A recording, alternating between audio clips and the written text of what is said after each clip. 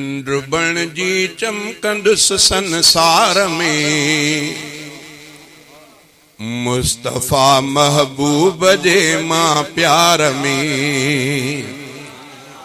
चंद्र बणजी चमकंदुसि संसार में, मुस्तफ़ा महबूब जे मां प्यार में। मुस्तफ़ा महबूब जे मां प्यार में। चंद्र बणजी चमकंदुसि संसार में, मुस्तफ़ा महबूब जे मां प्यार में। मुस्तफ़ा महबूब जे मां प्यार में। गॾु मोहम्मद बेश्त में हलंदो वठी, गॾु मोहम्मद बेश्त में हलंदो वठी।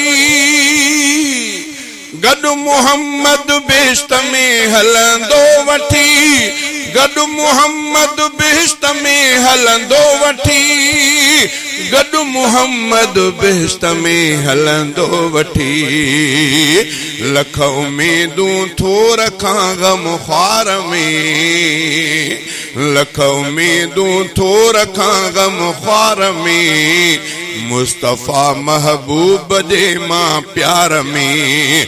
चंद्र बणजी चमकंदुसि संसार में, मुस्तफ़ा महबूब जे मां प्यार में। मुस्तफ़ा महबूब जे मां प्यार में। चंद्र बणजी चमकंदुसि संसार में, मुस्तफ़ा महबूब जे मां प्यार में। खुशबू खुशबू आप घर आका संदो, खुशबू खुशबू आप घर आका संदो। खुशबू खुशबू आप घर आका संदो। जान जानिए जे सदा महकार में, मुस्तफ़ा महबूब जे मां प्यार में। चंद्र बणजी चमकंदुसि संसार में, मुस्तफ़ा महबूब जे मां प्यार में। मुस्तफ़ा महबूब जे मां प्यार में। मूं पढ़ियो कलमो त बेड़ा पार थिया, मूं पढ़ियो कलमो त बेड़ा पार थिया। मूं पढ़ियो कलमो त बेड़ा पार थिया। ला इलाह जे आहियां इक़रार में, ला इलाह जे आहियां इक़रार में।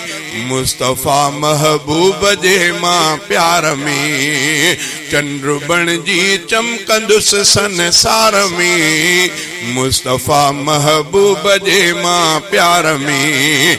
मुस्तफ़ा महबूब जे मां प्यार में। मुस्तफ़ा जे इश्क में जे दुख मिलन, मुस्तफ़ा जे इश्क में जे दुख मिलन। मुस्तफ़ा जे इश्क में जे दुख मिलन। कोन कसो आहे इन वापार में, कोन कसो आहे इन वापार में। मुस्तफ़ा महबूब जे मां प्यार में। चंद्र बणजी चमकंदुसि संसार में, मुस्तफ़ा महबूब जे मां प्यार में। मुस्तफ़ा महबूब जे मां प्यार में। प्यार दिलबर जो दिए तो अज़मतूं, प्यार दिलबर जो दिए तो अज़मतूं। प्यार दिलबर जो दिए तो अज़मतूं। ॾिस पढ़ी तूं इज़्ह महफ़िल गार में, ॾिस पढ़ी तूं इज़्ह महफ़िल गार में। मुस्तफ़ा महबूब जे मां प्यार में। चंद्र बणजी चमकंदुसि संसार में, मुस्तफ़ा महबूब जे मां प्यार में। मुस्तफ़ा महबूब जे मां प्यार में। इश्क आका जे अॾियो आहे हफ़ीज़, इश्क आका जे अॾियो आहे हफ़ीज़।